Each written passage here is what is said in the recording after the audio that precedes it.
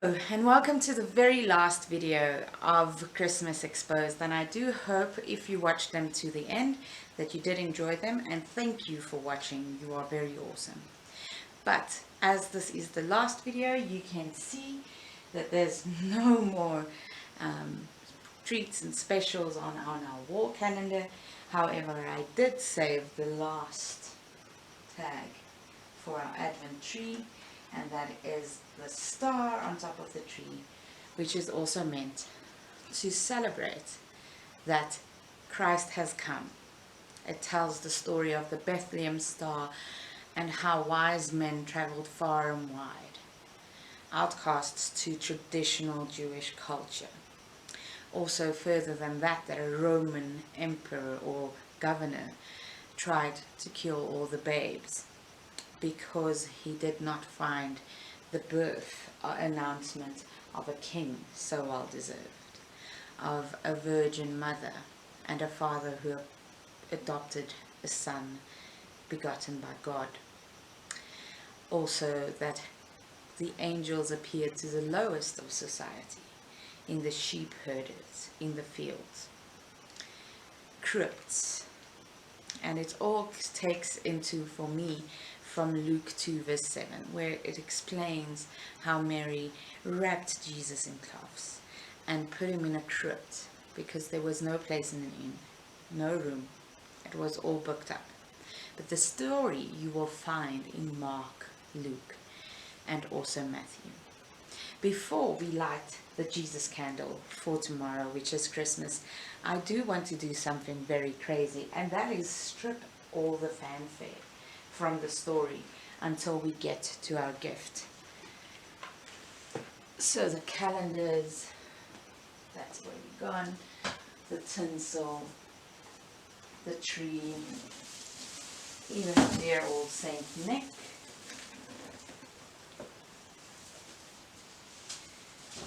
As you see, all these are great fun, but they're not what Christmas is about. In the end, they are just there to help us celebrate Christmas to the best of our ability. Is it working? Get this one down. And there we go.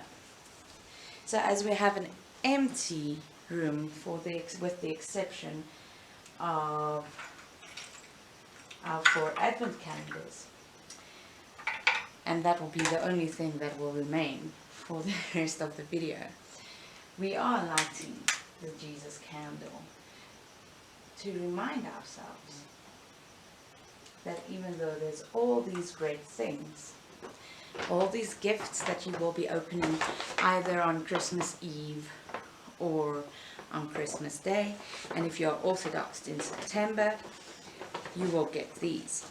So, why December then? Well, there was a lot of celebrations going on in the middle of winter, and as I explained in many videos, a lot of our traditions came from gathering hope in long, cold winters in Europe. So winters in Europe which would be extended then, and these days. But gift giving wasn't until the 1700s in New York that people started exchanging gifts and small gifts to help each other get through the winter and also through the heavy poor times and times that were heavy laden, with the exception of Santa Claus. But so this month, every Advent, every year we celebrate 4 to 5 great gifts, and the first one was the gift of hope.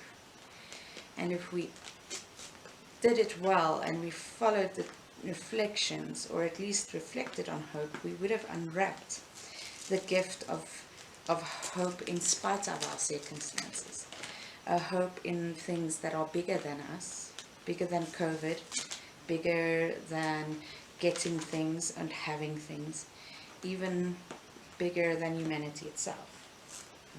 When we unwrap this hope, it calls us to action. It invites us to do hope. So to do things that will create more hope for others, to share this hope that we have found. And for Christians, that hope is in God's love. And then in the second week, the gift that we unwrapped was the gift of peace. And as you can see, this paper is a bit tattered, and that's fine. because peace in our world quite there yet. And so when we realize that God's peace was, and how God made peace was to become human in the form of Jesus Christ, and that Christ had come and in many times had a lot of controversial conversations and a lot of angry moments and a lot of teaching moments of teaching people what true peace is, and that we are invited to create peace and to actively get involved in making the world more equal. The third week, we got to joy, and how amazing that was. We got to celebrate things that really make us happy and brings us not just happiness, not just the shallow happiness, but things that create joy, like caring and compassion and acting upon the invitation of giving joys to others rather than receiving, actually doing it, signing up or volunteering at a food parcel project or a soup kitchen, or just adding knickknacks or tins of baked beans or tinned food, so the beggars and the people less fortunate than you, so that you can care and share that joy. And then it brought us to love, and I chose purple because it was the closest to a royal color I could find. And this week, this short week, and also with Christmas Day, we celebrate that God, the King of Kings, became human, and that Jesus Christ didn't choose to become a rich sultan or king or president or a multi-millionaire, but he chose to become a normal guy.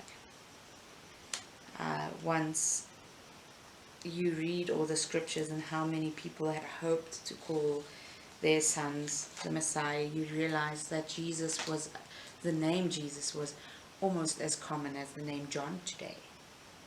And so Jesus decided to become a child of an unmarried woman who would have to move around to save her life, and his father, not being his own father, Joseph, on earth, probably having a couple of issues with that as well. And throughout this entire story, Jesus did not sin. He chose to love completely. And that story we have in the Bible. And this invite to learn from this story is something that has been taken internationally, whether you are Christian or not. And yes, Christianity is just, as Christians believe, the second part of the Torah, of the Jewish faith, because the Messiah has come. But if you are celebrating Hanukkah this time, that's saying we are celebrating that Jesus is still to come. The gift is still in this book. And if you are from different faiths, just celebrating the morality of the case and celebrating compassion, hope, kindness, love, peace, joy, that is also fine by me. Because the invite God gives us is to love, and to learn to love, and to practice in love, a deep love which is unconditional, a love that sacrificed his own life so that we can live, and so that we can learn to live in love despite all our faults. So may you accept the invitation coming in 2021, whatever the situation might be then. We might find a vaccine that works for everyone effectively, even the new strains. It might be a little while longer. We don't know what the future is heading into, but what we do know is, for Christians, Christmas is a time of celebrating God's love. And on that, I do know that there's a lot of research that has shown that Jesus might have rather been born in September. But we are not celebrating the date as this was the day Christ was born. We are celebrating Christ's life on this day, in a time where all people needed to get through long winters, and to get to the end of winters and to substitute the festivals of the pagans as pagans became Christians, that they chose to celebrate God as well on those days as they would have celebrated nature in the previous years, or Saturnia, or whichever, or Yule. So if you are celebrating Christmas, whether you are celebrating a commercialized Christmas or a Christ-filled Christmas, I do hope that you spend it in love, kindness, and compassion, that it will truly grow into hope, peace, love, and joy for the new year. May you have a blessed one. Keep safe.